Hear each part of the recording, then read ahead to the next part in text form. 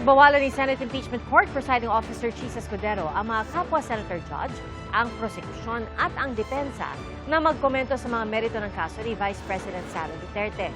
Ang lalabag posibleng patawan ng multa. Saksi si Ian Cruz. Sa pagsisimula ng impeachment trial ni Vice President Sara Duterte, tumayo si Attorney Amando Virgil Ligutan ng prosekusyon para basahin ang kanyang counter-manifestation. Kaugnay yan sa naging manifestation ng depensa noong August 12 ukol sa Facebook post ni Ligutan na tila itinatama ang isa sa mga sinabi ng depensa. Iginiit ni Ligutan na hindi siya namemersonal sa kanyang post at wala raw siyang nilabag. The post is not about you. It's not personal. It is about the law that we all adhere to. Correcting a mistake is never wrong. Doing it while a hearing is ongoing online does not make it not right. But what did I violate? I did not discuss the merits of the case. I did not discuss the strength or the weakness of the oral arguments. Matapos ito, binasa ni Senate Presiding Officer Chis Escudero ang court ruling kaugnay sa sub judice rule. Una niyang pinaalalahanan ang mga kapwa niya Senator Judge kaugnay sa pagiging impartial o walang kinikilingan. The inquiry must remain relevant, material, fair, and directed toward clarification of truth. It must not devolve into a speech, harassment, partisan advocacy, or an announcement of a conclusion already reached. The line is clear. Senator judges may test the evidence here under oath and on the record, exercising the cold neutrality of an impartial judge. Kung sakali raw makita na hindi akma ang kilos o salita ng isang Senator Judge, maaari itong idulog sa Senate Committee on Ethics. Sunod namang pinaalalahanan ang mga miyembro ng prosekusyon at depensa. Gayon din ang respondent na si Vice President Sara Duterte. All persons covered by Rule 18 to refrain from making, sharing, endorsing, or otherwise amplifying any public statement concerning the merits of the pending trial.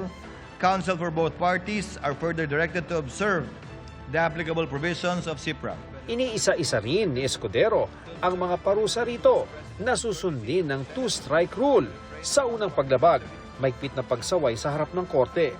Sa pangalawa at mga susunod naman na paglabag, papatawanan ng hanggang 30,000 pisong multa ang mga lalabag.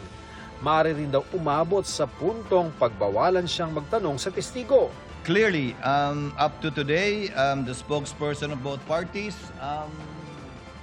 are still part of the counsel for the parties, some with more violations than others.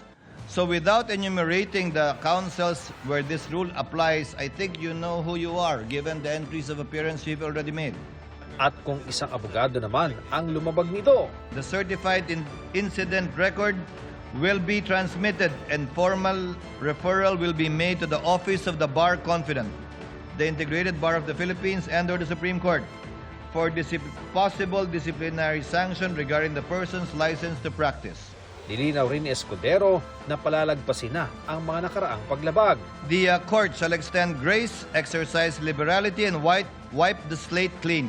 Tabula rasa, so to speak. From this point forward, however, Rule 18 shall be strictly enforced and be given full force and effect. Pagkatapos ito, muling sumalang sa witness stand si OVP Assistant Chief of Staff Asec Lemuel Ortonio para sa cross-examination ng depensa.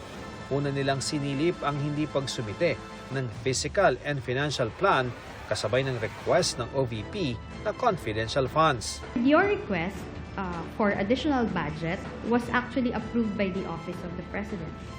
That's correct, ma'am.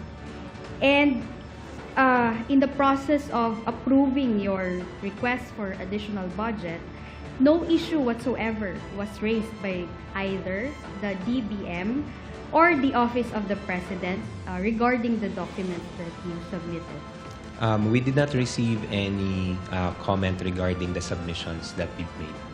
Nasilip din ang paggamit sa confidential fund na nakasaad sa physical and financial plan. The confidential funds were not used to fund the good governance program in itself.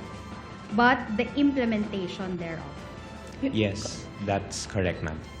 The confidential funds for the year 2023 were not used to fund the socio-economic program itself, but the safe implementation thereof. Pero pinalagan ito ng prosecution na tinawag si Ortonio na incompetent na tumestigo kung saan nagastos o napunta ang confidential funds. He himself explained that he had no participation whatsoever in the disbursement of said confidential funds. So this witness, Your Honor, by his own admission, is incompetent to testify where the confidential funds were spent. Muling nilinaw kung alam ba ni Ortonio kung saan ginastos ang mga pondo. Base sa testimonya mo, Ginoong Ortonio, wala kang alam sa paggastos, pag-liquidate, pag-disburse ng confidential fund. Tama? Yes, that's correct, Your Honor. Sabi ni Gina Acosta, wala rin siyang alam. Based on what I have read Na in testimonya news, niya? sir. Yes, sir. Base sa pagkakaalam mo, alam ba ng Vice President kung paano ito ginastos? The way I understand it, sir, as the head of agency, I would understand that she knows the implementation, sir. Yes. So si Colonel Lachica, alam din siyempre. Yes, sir, as the security officer. Inusisa naman ni Senator Judge Raffy Tulfo kung bakit hindi tinanong ni Ortonio kung anong klaseng gamot ang binili gamit ang confidential funds ng OVP. Yun po Did you yung- ask kung anong medisina binili para sa medisina bibili nung informant, ng pera? When the time na nag-consult po ako with the security officer, sir, I did not ask anymore on the specifics. You are a very highly educated person from prestigious schools. Come on, it doesn't make sense. It defies logic. Tatanungin mo dapat. At the time po, sir, when I consulted with the security officer, sir, I was not able to ask anymore on Why the not? details, sir. It's part of your job. In fact, pumirma ka doon sa pag-reply mo sa IOM. I asked, sir, So kung ano pumirma yung ka process. nakapikit. Yes, sir. No, sir, hindi naman po na nakapikit, sir, because nagtanong naman po ako sa security officer namin, sir, on how it was released or implemented on the ground. Could have asked La Chica and said, La Chica, bakit di tayo pumunta sa DOH, maghingi tayo ng gamot para makalibre, makatipid tayo sa confidential funds? That I cannot answer, sir. Sa pag-interject ni Senator Judge Kiko Pangilinan, kinwestiyon niya kung bakit gamot ang binili bilang reward sa mga informant. Mahirap paniwalaan na kayo ay gumastos ng 122 million para sa gamot na reward dahil nag-surveillance yung mga informant at nabigyan ng reward at hiningi nila gamot at hindi niyo binigyan ng gamot, binigyan niyo ng pera para sila nang bibili ng gamot. May napansin naman si Senator Judge Panfilo Lacson sa Physical and Financial Plan ng OVP Confidential Fund noong 2022 at 2023 na nagkakahalaga ng 500 million pesos.